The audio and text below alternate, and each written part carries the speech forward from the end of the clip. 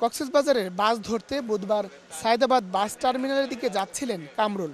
Mayor Hanif flyover থেকে হেঁটে নামার সময় তার ওপর হামলে পড়ে একদল দুর্বৃত্ত।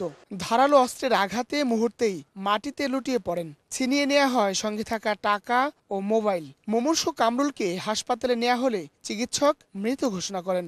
চিন্তা যদি হতো, চিন্তাকারীরা একটা মানুষকে কিন্তু এখানে পায়ের মধ্যেও দাগ আছে, যেহেতু একটা তার কাটা দিয়ে বাঁধা হয়েছে, তাহলে এটা পরিকল্পিতভাবে এটা করা হয়েছে। এই প্রেক্ষাপটে আমার কাছে মনে হয় এটা পূর্ব পরিকল্পিতভাবে ওরা হত্যা করা হয়েছে। এই ঘটনাকে পুলিশ ছিনতাই বললেও স্বজনদের দাবি পরিকল্পিত হত্যাকাণ্ড।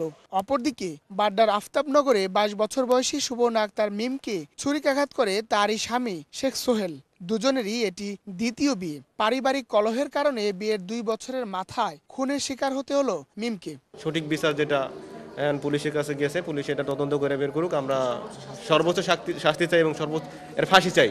একই রাতে সহকর্মীদের হাতে প্রাণ হারান কৃষি ব্যাংক কর্মচারী ইউনিয়নের সভাপতি ষাটোর্ধ্ব আব্দুল হালিম। কমিটি নিয়ে দ্বন্দ্বের জেরে মতিঝিল কৃষি ব্যাংকের সামনে থেকে মারধর করা হয় তাকে। পালস পায় তারপর ব্যাংকের গাড়ি দিয়েই আনুমানিক 7:15 এই 25-30 মিনিটের মধ্যে তাকে সেন্ট্রাল হসপিটাল, ইসলামী ব্যাংক হসপিটালে আনার পরে মৃত ঘোষণা করা হয়। বৃহস্পতিবার দুপুরে ঢাকা মেডিকেল কলেজ মর্গে 3টি মরদেহেরই ময়নাতদন্ত সম্পন্ন হয়। এসব ঘটনায় পৃথক মামলাও দায়ের করা হয়েছে।